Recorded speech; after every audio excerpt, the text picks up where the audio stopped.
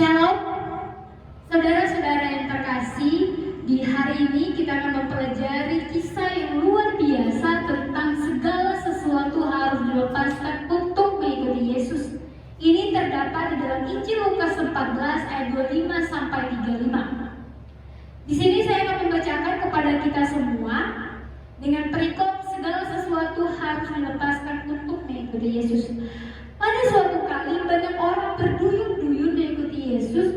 Dalam perjalanannya sambil berpaling, ia berkata kepada mereka, "Jikalau seorang datang kepadaku dan ia tidak membenci bapaknya, ibunya, istrinya, anak-anaknya, saudara-saudaranya laki-laki atau perempuan, bahkan nyawanya sendiri, ia tidak dapat menjadi muridku.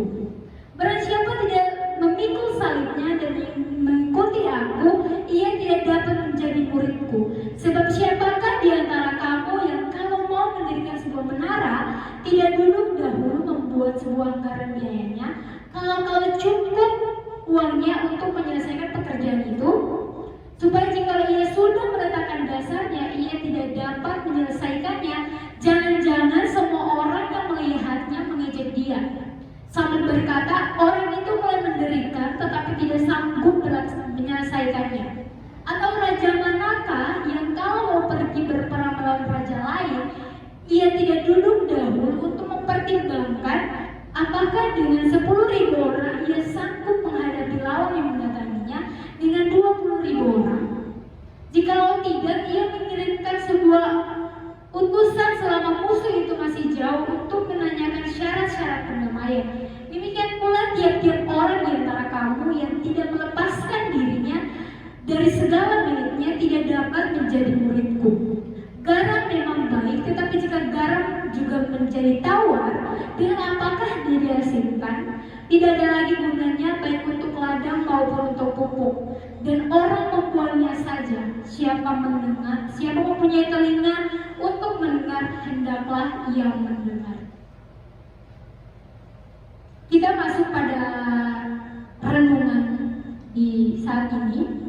Saya memberikan judul pada kebenaran tahun ini, komitmen dan konsisten melayani. Nah, saudara-saudara, sebelum kita masuk dalam renungan di hari ini, kita harus melihat dulu Injil Lukas ditulis oleh seorang dokter yang berlatar belakang Yunani. Lukas juga adalah seorang rekan pelayanan Rasul Paulus dalam beberapa perjalanan pelayanan mereka. Injil Lukas pertama-tama ditujukan kepada Theophilus yang arti namanya adalah kekasih Tuhan. Theophilus ini adalah pejabat dari kalangan Roma yang telah menjadi percaya kepada Kristus. Dan Theophilus ini perlu berakar dan beriman.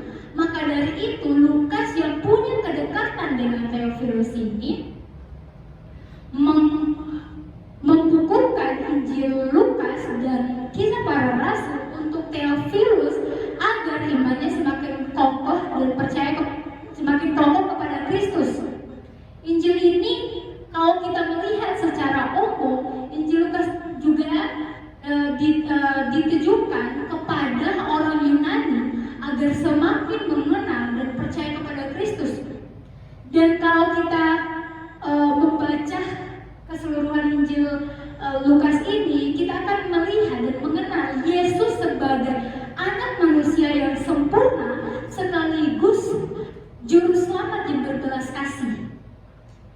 Dan dalam Injil Lukas ini juga banyak sekali diberikan perhatian kepada kaum yang lemah, seperti kaum perempuan, anak-anak, dan orang miskin.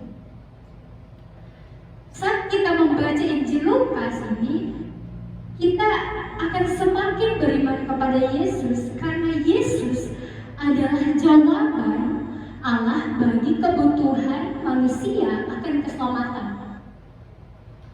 Nah, saudara, kalau kita lihat dari Injil Lukas ini mulai dari pasal 9 sampai pasal 19 ini, semuanya ini berbicara tentang pelayanan Yesus selama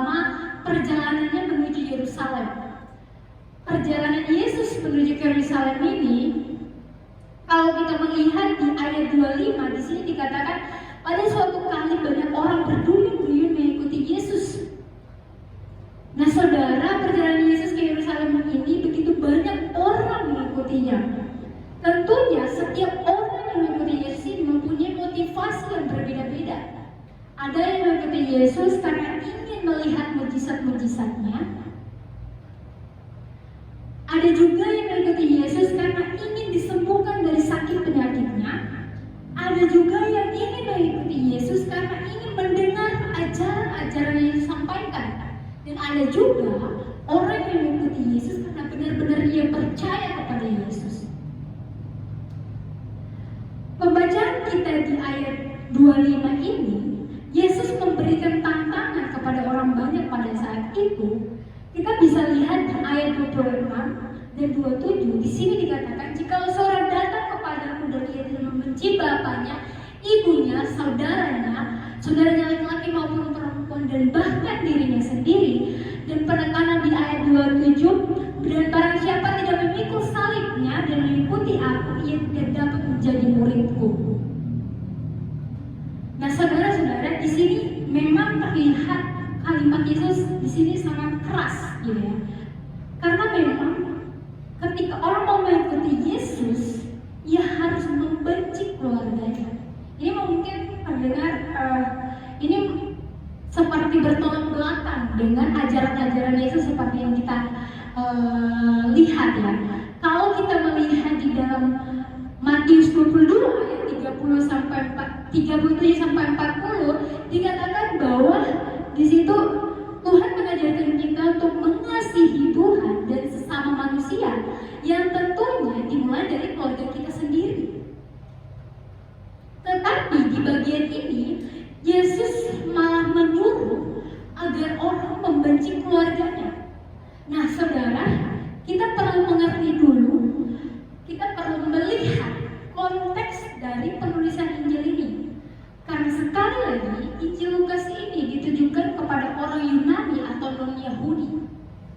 Nah saudara, kalau kita melihat di kalangan Yahudi, di mana ketika seseorang mau pindah ke agama Yahudi, ia harus meninggalkan keluarganya, bahkan saudara-saudaranya, untuk mengikuti aturan dan ketetapan agama Yahudi.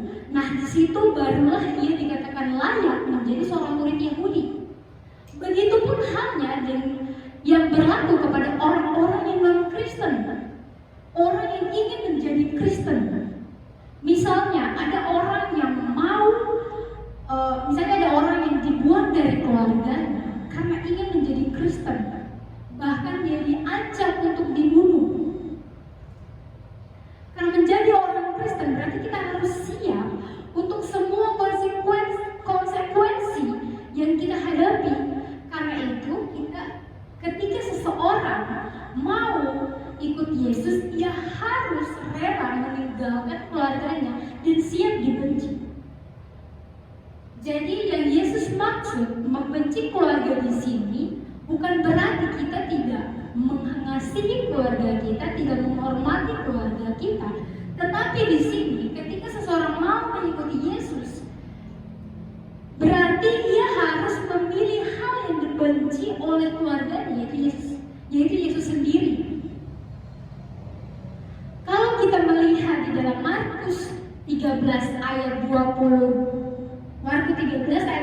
sampai 13, di sini dikatakan bahwa seorang saudara akan menyerahkan saudaranya untuk dibunuh, demikian juga seorang ayah terhadap anaknya, dan anak-anak akan memberontak terhadap orang tua dan akan membunuh mereka. Kamu akan dibenci semua orang oleh karena namaku, tetapi orang yang bertahan sampai pada kesudahannya, ia akan selamat. Nah saudara, di sini sudah jelas dikatakan bahwa ketika kita bertahan untuk Tuhan, berarti kita akan selamat. Karena itu kata membenci yang Yesus maksudkan di sini ialah untuk mengajarkan kita tentang komitmen. Selanjutnya kita lihat di pasal 28 sampai 33, Di sini bagaimana Yesus memberikan 3 perumpamaan untuk menjelaskan bagaimana seharusnya mengikuti Dia, yaitu dengan bayar harga dan konsistensi. Nah, tentang bayar harga, di sini digambarkan dengan 2 perumpamaan, yang dimana perumpamaan yang pertama digambarkan dengan seorang yang membangun menara. Ia harus memperhitungkan sebuah anggaran, karena jika ia tidak sanggup membangun sebuah menara itu, maka bisa saja ia dicemooh orang atau diejek orang kalau ia tidak sanggup mendirikan suatu menara. Begitu dengan perumpamaan yang kedua, di sini digambarkan bahwa seorang raja yang dimana ia ingin berperang dengan melawan raja yang lain, maka di sini dia harus mempersiapkan dirinya, strategi apa yang harus dia siapkan untuk melawan musuhnya. Nah, dari 2 perumpamaan ini, Yesus mengajarkan tentang kesiapan bayar harga untuk mengikuti Yesus. Karena itu ada penekanan di ayat 33, dikatakan, demikian pula tiap-tiap orang di antara kamu yang tidak melepaskan dirinya dari segala miliknya tidak dapat menjadi muridku. Nah, saudara, selanjutnya kita masuk ke konsistensi. Digambarkan dalam perumpamaan tentang garam di ayat 34 dan 35. Saudara, kita tahu bahwa garam ini sangat diperlukan untuk melezatkan makanan, mencegah pembusukan, bahkan menjadi pengawet. Nah, kalau kita melihat dalam pembacaan kita ini, di sini juga garam bisa digunakan sebagai tanaman di ladang dan untuk pupuk.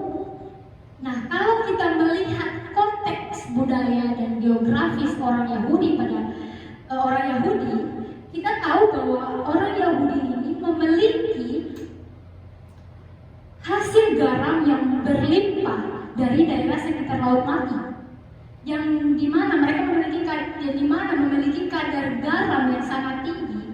Dari sana terdapat batuan garam dan juga terdapat suatu bukit garam atau pillar of salt yang dinamakan Jubal Usdum atau Bukit Sodom oleh orang Israel, yang mereka percayai dari kejadian istri Lot yang dihukum menjadi tiang garam. Nah, ada pun proses pengambilan garam dari batuan ini akan menyisakan batu-batu yang tidak lagi mengandung garam. Jadi ketika batu-batu ini tidak lagi mengandung garam, orang Yahudi mengambil batu-batuan ini dan menaruhnya di setapak jalan. Inilah yang Yesus maksud, dibuang dalam bacaan kita dan diinjak orang.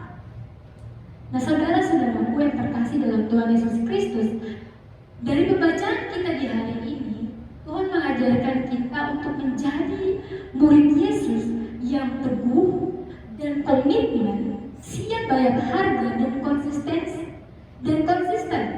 dalam mengikuti Yesus. Karena itu mari kita melakukan apa yang Tuhan mau dalam hidup kita ini. Di sini saya akan memberikan beberapa poin atau garis besar.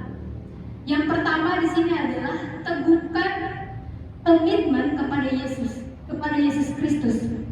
Nah, saudara, tantangan Yesus pada bacaan kita tentang membenci keluarga, bahkan nyawa kita sendiri, tentu tidaklah terlalu sukar, karena sebagian besar keluarga kita di sini tentu tidak akan melarang kita untuk percaya kepada Yesus, karena kita semua di sini adalah orang Kristen yang sudah percaya kepada Yesus. Ayat ini